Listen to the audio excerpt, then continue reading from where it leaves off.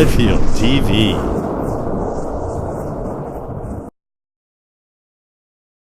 Hello everyone, I'm Brett Poirier, the General Manager here at Medfield TV. I have an awesome guest with me today who's doing some wonderful work. She needs absolutely no introduction here in Medfield, but I'll give her one anyway. She's the representative for the 13th District in Norfolk. This is Denise Garlick. Denise, thank you so much for coming on with us. Good morning, glad to be here. Yeah, so I met you, and the first time we started working together was on the Coalition for Suicide Prevention here in Medfield. And you've done some tremendous work for suicide prevention as well. You secured $30,000 for Medfield suicide prevention, which is amazing. I'm glad to do that. That happened most recently in the budget. And I was working with Chief Meany. And Chief Meany said that one of the most meaningful things that I could help Medfield with was the issue of suicide prevention. And that money hopefully will be used to train lots of people on question, persuade, and refer. A way we get people to the professionals they need to be speaking to in light of concerns about suicide.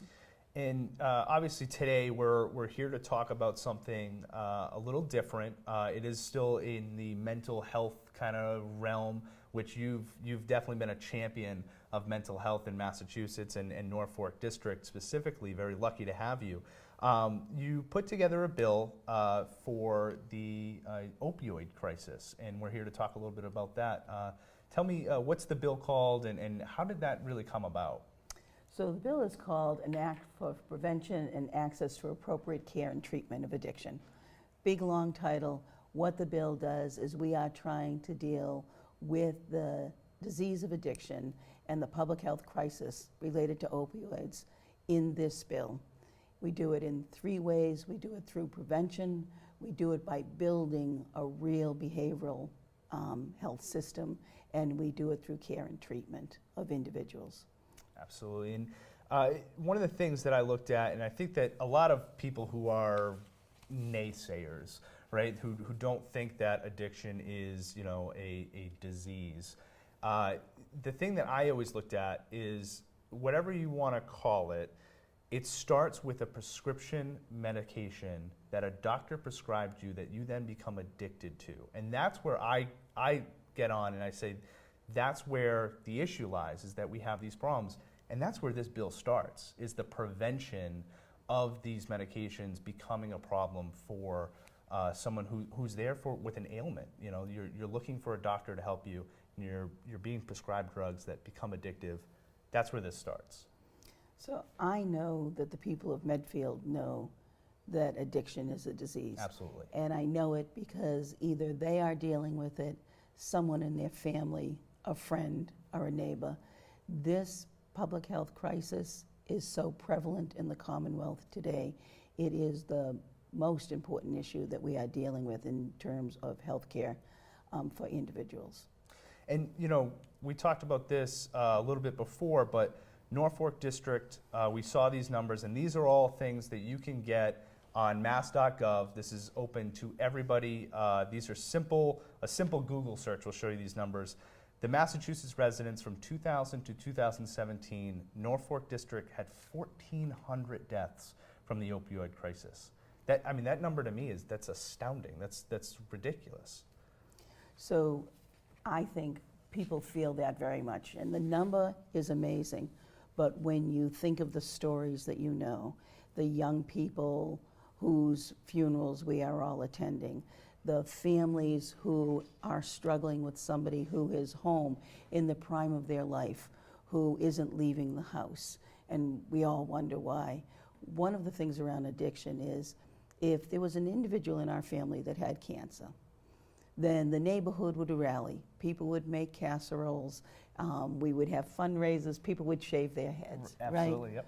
When there's an individual in the family struggling with addiction, oftentimes it is very silent. The family kind of hunkers down, and that's because of stigma. We have to get rid of the stigma. We have to tell each other what it is that we're dealing with and look for these answers. This bill is about providing tools for people to deal with this disease. We need people to come forward, and we need to help each other. But underlying all that, we do know those numbers because we do go to those funerals. Yeah, absolutely. And the other thing too is what was interesting to me when looking at these stats is this is something that has peaked really starting in 2016. In 2016, we're looking at, again, I'm using these mass.gov numbers, 24% rise in this type of case from 2016 or from 2015 to 2016. That's a crazy jump in deaths from this. So to look at this and say that there's no problem in this area, there absolutely is, and there's absolutely something that needs to be done. So to look at these numbers and to know that Massachusetts is doing something to prevent this, it was really something that I took a lot of pride in, that I'm a part of a state that is doing this, and that's great. And on top of that, we have a state rep who not only is doing something, you're leading the way. Well, thank you. So I've had the privilege of being appointed as the chair of the Joint Committee on Mental Health, Substance Use, and Recovery. It is my committee with my Senate co-chair that has written the bill that's before you, and it's through my colleagues, the representatives, that brought other additional bills that we incorporated into this. So in order to write a bill like this, which is a comprehensive bill, we had more than 6 public hearings. I traveled the state from Fall River, walked the Newmarket area of Boston, held a hearing in Springfield. We had one hearing that lasted for 6.5 hours. The governor himself sat before my committee and testified for 90 minutes.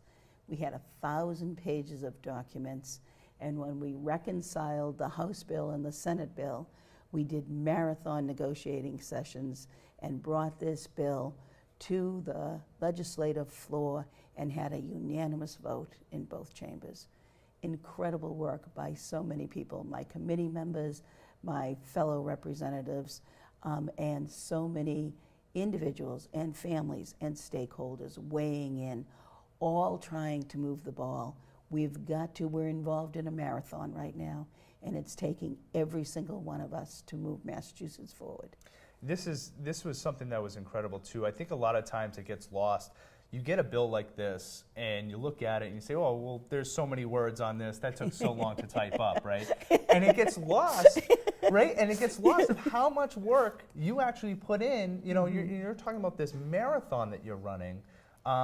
This bill is an incredible amount of work that you guys have put together. It really, I think that you guys will hang your hat on it. It's something proud that you guys put so much work into this, and it really shows. It really shows. So when I was elected a representative, I got elected in 2010 and began serving in 2011. My dearest wish was that I would be able to contribute something that would make a difference. This bill makes a difference. And now the original draft was by Governor Baker, but the redraft, that's your work. The redraft is our work. So there's a basis that we had from Governor Baker, the information on prevention, much of the work we did around behind the walls care, the pain management, and consumer protections. Those all came from the legislature. And that's because the legislature is so close, the House of Representatives is so close to the people, that we could see this issue through the eyes of the people we represent. And so let's start getting into it. Let's look at it. There's, like you said, there's steps to this program. But what I thought was really interesting was a lot of people think of the opioid crisis, and I know that I thought of the opioid crisis in this way, is there's Narcan. And that's the way that we're solving this problem, is there's Narcan. But that's not where the issue starts. The issue starts, like we said in the beginning of this, it starts with the prescription. And it starts with the beginning of addiction. And that's where you guys begin in the prevention. And you guys look at, you know, really it puts a lot of onus on the people prescribing the medication. Can you tell us a couple of the steps that you guys have done to do that? Sure, and I think it's really important that you talked about Narcan. Many people know that I'm a registered nurse. It is incredibly important to me that people understand that Narcan is a tool to reverse an overdose. That's it. You buy yourself a little bit of time to get that individual to care and treatment. That's all. It is not the answer to addiction. It is not the answer to this crisis that we're in. It's a tool. Well, I believe And I have learned through my work in our district, the most important tool we have now is prevention. And we will build the system we need to care for people. We will use the tools we need for the people that need them and deserve them right now. But our future, Medfield's future, is in prevention. And this bill talks about community prevention. We are doing good work in our schools, and our schools are committed to the issue of substance use disorder and training for our students. And the legislature has put tremendous money into that, more than several $1 million. But our strength in Medfield is our community coalitions. Groups that are coming together as we talk about suicide prevention. We're also talking about substance use disorder. As we're talking about our schools, we're talking about our coaches, and we're talking about all the people that our young people come in contact with. When we talk about prevention, we are talking about birth through young adults. You know, what we need to do is deal with the issue of addiction today and the overdose today, but we have to build for tomorrow. That's why this bill is a bill of hope, because we're going to do that prevention work, and we're going to do it by all the groups in our community in Medfield that are working on this in pieces. When I get ready to do my budget work, I go to each of the department heads. I go to the Board of Health. What do you need? Oh, Rep, right now, everything's focused on mental health. I get that. Go to the fire department. What do you need? Anything, right? What do you need? Oh, Rep, right now it's all mental health. And I was like, whoa. But then I thought, well, these are our EMTs and our first responders. That makes sense. Go to our police department. Go to Chief Meany. What do you need, Chief? What do you need for public safety? Oh, Rep, it's all mental health now. We have to do prevention. That's where our future is. And some of the things that we did here, or I should say you did here with prevention, one of the things is the prescription monitoring program, which you were talking about before we started this, is kind of it's a cool program. Is basically when you go for a prescription, your doctor who prescribes it types it into a system, and then that goes out to everybody. So all the hospitals now have access to the PMP. And what that's going to do is now help the people prescribing it see kind of your history. And they have to check that. The new addition is that they have to check that before prescribing you? That's right. So one of the ways we deal with the issue is to decrease access to these medications, all of these opioid-based medications. So the oxycodones, the oxycontins, the hydromorphones, all of those, right? We have to decrease access. So we have to say, well, where did people have the access? They're getting the access in this present crisis through prescriptions mainly, right? And that's how they start with your addiction. So Brett, I don't want you to go down to Milford Hospital and say you've hurt your back and somebody gives you, a provider there writes a prescription for 30 oxycodone, and you take that piece of paper and you get in your car and you drive to Norwood Hospital and you say, I hurt my back. Because now what's going to happen is the provider's going to look down and say, whoa, Brett, did you hurt your back in the last 45 minutes since you've been at Milford Hospital? Because I see they've already treated you for that. And that's going to make a huge difference when we decrease access. So we decrease access by decreasing the number of prescriptions out there.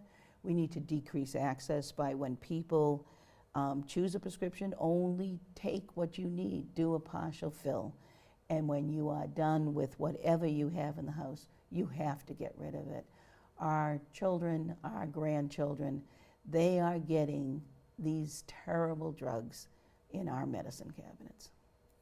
And that's, you touched a little bit on it, is not allowing people obviously to go and get the prescriptions multiple times, but we're also preventing the prescribers to get you to have a copay as well every time you go back. Right. So now you're actually taking the monetary incentive away from people who want to get you to keep coming back for those prescription drugs. So that goes right to our pharmacies, right? So this is not a new idea, the partial fill, where I say, so let's talk about an 18-year-old who's going to have their wisdom teeth out, right? When they walk through the door, when my son walked through the door, There was a prescription for 30 oxycodone sitting on that counter before he even had met the oral surgeon who was going to take out his teeth, right? So we get done with the procedure, and I could then go to my pharmacy and say, you know what?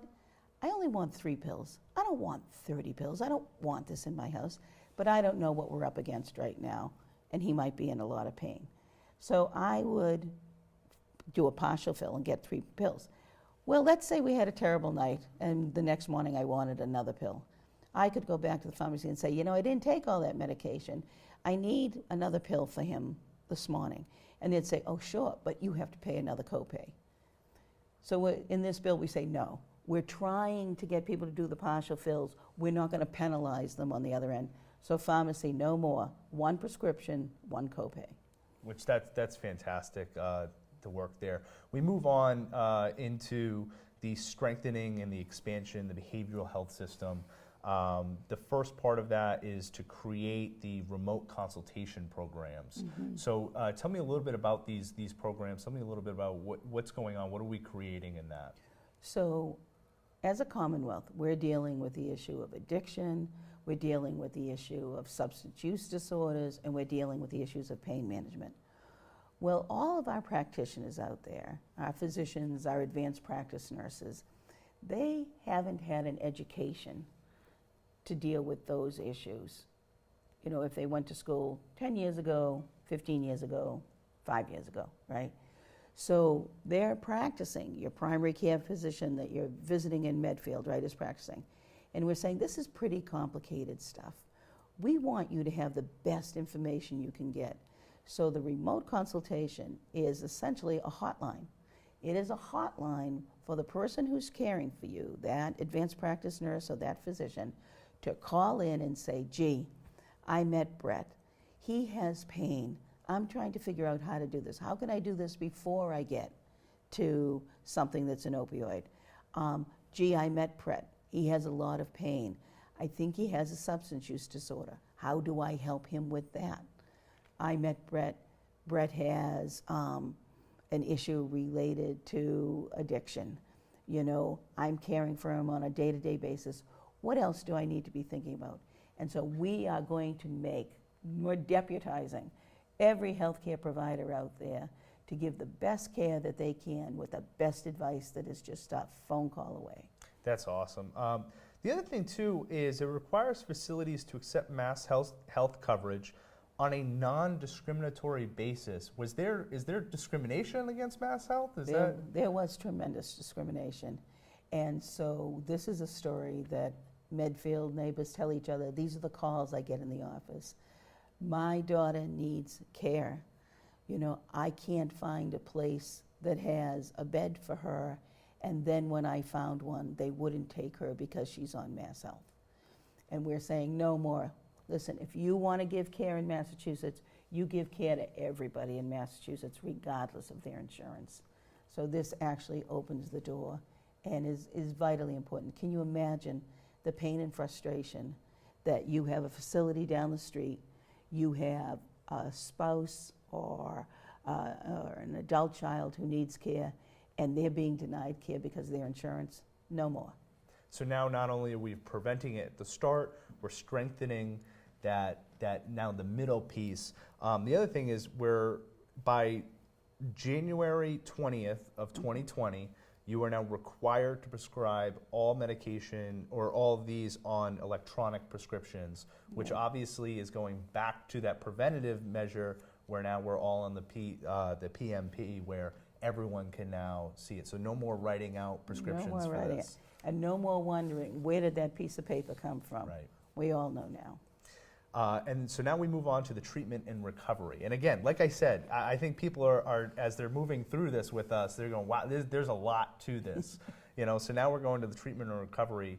The first is that we're giving more access to communities with Narcan. And I want to talk a little bit about Narcan with you because I think that there's a lot of misconceptions about it. And you already touched on a little bit. Is people think that Narcan's it's this miracle drug that you just, you administer it and everything's okay. What I didn't realize is that it's 2 ways to administer it. You can do it through your nostrils, which is half of you take it apart, you put half in one nostril, spray half, you put it in the other nostril, you spray the rest. Right. And then the other one is intramuscular, and you put your arm, your leg, or your buttocks, and you inject it that way. So I didn't know how to administer it, which obviously I still don't. I just read about it. And then the second part of this is that it can take up to 5 minutes to come into, to start taking effect, and then it wears off after 20 minutes. And so after it wears off after 20 minutes, someone can drop back into their overdose. This is really just something to get someone to the hospital. It's not a life-saving device that just is a miracle. It just gets you to the hospital. Right. So it's not a cure. People Right. have got to understand that it's not a cure. This is not a silver bullet for addiction. This is a tool. It's a tool that you can save a life. And in this bill, we're having the Commonwealth of Massachusetts write a prescription. Anybody now in the Commonwealth of Massachusetts can go to any pharmacy and request Narcan. They can charge it to their insurance if they want to. They can pay for it themselves if they choose to. But you can get it, I can get it, anyone should get it, we should all get it. We should all get it. You know, the ability to save a life by breaking a vial and letting someone inhale is amazing. But we cannot kid ourselves. This is no cure. You're saving a life in the moment so you can get that life to someplace that can actually take care of them. You can correct me if I'm wrong, but the way I almost think of it is like an EpiPen, where it's not curing your, being allergic to something, but it's just helping that one moment. It's saving your life in that one moment. Your throat's closing up, you need something, you get an EpiPen. And everyone who has that, knows what an EpiPen does. Right. And Narcan can be looked at as the same way as that EpiPen. I don't think people think like, oh, EpiPen, we got to stop helping these people with, EpiPens don't cure your allergy. Right, exactly. Narcan doesn't cure your addiction. Right. That's great, Brett. Exactly. That's great. So that was kind of something that I thought about later on. The other thing is the bulk purchasing program. So now they're also helping communities by reducing the price of Narcan by allowing them to buy it in bulk. Right. So the Medfield police are buying Narcan in bulk. The sheriffs, our Norfolk County sheriff, and we're saying, yes, buy it in bulk. It's expensive. I have to tell you, it's expensive. So we're saying, listen, we see this as a really important tool. Let's do it the most cost-effective way we can. And not only that, but you're now encouraging people too, because one of the worries might be, okay, I buy all this stuff in bulk, but what if I don't use it? Now I waste it. But you guys have an exchange program for now you can exchange expired Narcan for new Narcan. Right. So right. this is a well thought out process you guys had where, okay, not only are we having you buy it in bulk, but your biggest worry is going to be things expire, and we're going to have you exchange that. So that was a great addition as well. The treatment facilities you guys are implementing as well, and then there's also the MAT program. Right. MAT, I looked up, was the medication-assisted treatment. It's kind of a blend between pharmaceutical and behavioral treatments, which I thought was great because we're looking at all the realms of mental health, and we're looking at all the ways to help cure addiction. Right. So medication-assisted treatment is when you hear people talk about methadone or Suboxone or Vivitrol and they act differently. So that's one component. And I am so respectful of the fact that you know that it's also counseling. And in this bill, we tie those very closely together. It just goes back to this complicated issue, not a simple answer. Methadone doesn't solve this problem. Suboxone doesn't solve this problem. But with counseling, with support, with recovery supports, with a real system where you can get care and treatment when you need it, that's the way we're going to move forward. And for some people, the medication might be the most helpful thing for them to return to work. We want people to live the lives that they choose to live. That might be an answer for them. For other people, it may not. But for everybody, the counseling and support will work. And if there's anyone out there questioning why our state rep is the head of this, your background as a nurse has proven to be so perfect for this position, to be so perfect the person to be heading this. Your knowledge of the medication that's being used, how it's being used, you can tell that going through this bill, your background was so strong and was really implemented in this bill. It's terrific to go through it and really see how much your nursing background helped with this. Thank you. So I think it's my nursing background. I think it's the tremendous support I got from my colleagues and everything we learned in the process. But the heart of it is what I know about the people in my own district. And that's what I carry with me all the time. When we wrote this bill, I could picture the individual in Medfield. I could picture the family that is struggling. I could picture our community under tremendous strain, that we're trying to deal with an epidemic. And so the bill really comes not only just from my nursing background, but my community that I know and know so well, and what we need here. We are involved in an epic battle, and it is going to take all of us. And the people in Medfield are helping in that battle, and they deserve us to win this battle. And that's a perfect transition to the final part of this bill, which is the establishment of commissions and future work. So again, we have now prevented it, we are dealing with it, and now we're looking towards the future. And as you already said, the commissions being able to be formed in these small communities are going to be the biggest part of this, where we're now preventing these things. And this is where Medfield should be looking mostly, is prevention, and then the future on creating commissions and things like that. You have the study and make recommendations on MAT. So you're looking for, are these, I guess I should ask, are these each a commission as we go through this? Are these commissions that each community should be making, or is this the state is creating these commissions? So the state is creating these commissions. Okay. So that we can get the best information possible to the communities as they begin to develop their plans for the future. So there's going to be a commission on the recommendations of MAT and how to administer that. The certification of recovery coaches. So are you looking for community members to become recovery coaches? Is that kind of the idea behind that? Sure. So there is tremendous strength in our communities for people who have addiction, who had a substance use disorder. They know how complicated this disease is. They know best how to help other people navigate the system. And what we've seen is we've got good data and good research that the recovery coaches are making a major difference. We want to make sure that we have a commission that does work in very short order. Sometimes in my world, commissions are real work, and sometimes they're just an idea. This is the real work to get these recovery coaches. Let's say what it really takes to be a recovery coach. Let's get you certified. So if I say to you, I'm a recovery coach, and you're a vulnerable person with an addiction, you know who's coming to help, and not just anyone saying, oh, by the way, I think I could be a recovery coach.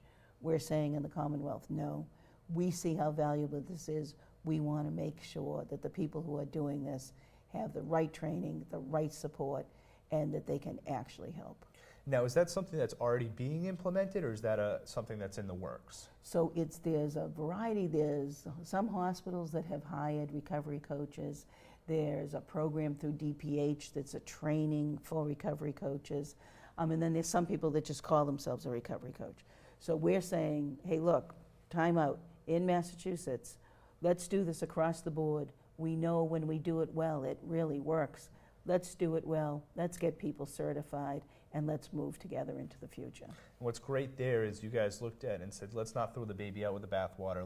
We recognize that there is a good use of recovery coaches. We just need everyone to be certified and trained and doing it the right way. And my hope is that over time, that the recovery coaches will be reimbursed by insurance. And then, Brett, I tell you, we will save 2 lives. The recovery coach will save the life of the person they're trying to help, and the job will save the life of that recovery coach. We know that for people who are in recovery, nothing is more important than housing and a job. And now the other thing is we're encouraging the recovery for people out of addiction as well, and the involuntary inpatient substance use treatment. Can you tell me a little bit about that, what that is? So we're just trying to figure out, we know that there's a whole spectrum of people who need care. So we are trying to set up the system now, step by step. And what we believe is, in this bill, we're saying that we can give medication-assisted treatment in emergency rooms now. Very important, right? So a person who has been Narcaned, right? An instant, brutal detox, every cell of their body is begging for a drug. That's the person we say, so would you like to go to the community support program? And they're like, no, I'd like to get out of here. But if we can give them medication-assisted treatment, then we can smooth out what that suffering that they're going through, and we can get them to the next day, and we can get them to voluntarily go into care. We can't deny, though, that this is a brain disorder that affects people's judgment. Some people will be at serious risk of harm to themselves or others. We have to figure out what we do with that final population. So this bill says we're doing everything we can to move people into care and treatment, and the people that we cannot move, we've got to figure out, are there ways that we can help them as well? And now, we kind of went through the whole bill here a little bit. We scratched the surface of it. Is there any more details about it that you feel that people in this Commonwealth or people in Norfolk District that they should know about? So I would like to just express my respect for you, Brett. You have looked at this so comprehensively. You are so interested and engaged in this. I want the people of Medfield to listen to you. I want them to listen to each other. There are tools here for the people of Medfield. My office is a phone call away. I want people to know that we're not alone. Nobody is alone in this. And I think that is the most overwhelming feeling that people have as they're going through a crisis in their family or their own personal crisis. So I want people to know they're not alone. I want people to know that they should look at the tools that we have here, and I want people to know that they can call and we can begin the journey. And this is a journey. There's recovery and there's relapse and there's recovery again. We need to be in this together. This bill is not the first step the Commonwealth has taken. This bill is part of many steps. There's more steps to go, but we are steadfast in this commitment. This disease and this epidemic is relentless, but so aren't we. We're going to get to the other side of this. And now, what are some of the phone numbers, and what are some of the ways that people can start this process of reaching out and getting more information? Right. So certainly people can call my office, and that number is 617-722-2060. People can go online like you did to the Department of Public Health. People can call the Medfield Coalition and the Medfield Health Department and begin to access information. What I believe is there's a lot of doors to this, right? So for some people, it's going to be their healthcare provider. Go to that person and talk about what's happening. For some people, it's going to be the youth director in town, in touch with our young people. Discuss this issue, say what your concerns are, say you want to be part of the solution. We can't forget, for many people, it's going to be our Council on Aging. And go down to the senior center. Oh, the senior center is just the center. Just to the center. Yeah, it gets me every time too. I always want to make it a longer name. Yeah. But go down to the center. There are good experts down there that can begin to plug people into help. For some people, it might be their interfaith clergy person. But begin to talk about this issue, begin to ask for help, and there is help out there. And with this bill and the tools around insurance and moving forward, I am hoping that people are going to be able to access the care and treatment that they need. And just to hammer home the reason why this bill is so important, from 2000 to 2017 in Norfolk District, over 1,400 people have died from the opioid crisis. And the other thing that we mentioned was in last year alone, I believe it was, I want to make sure I get this right, last year alone, over 2,000 people died of the opioid crisis. And the stat that you used was that is every single student in Medfield times 2. Times 2. We looked at our elementary school, our middle school, our high school, and we multiplied all of those human beings by 2. Imagine that. Imagine that. Those lives lost. It's unbelievable, unbelievable. But you're doing incredible work. It's awesome to see the work that you guys are putting together, and I'm sure if there's anything that people in Medfield need, you are just a phone call away, which is amazing. of how much you're involved in this community, how much you've been involved in this community and continue to be, and we're really lucky to have you as our state rep. Thank you. Thank you very much. Absolutely. Thank you for joining us, and I hope that if you have a problem, you feel that you can reach out and that there's help out there. Obviously, Medfield TV is always here to help out if you decide to stop by or reach out to Representative Garlick. Thank you so much. Good luck.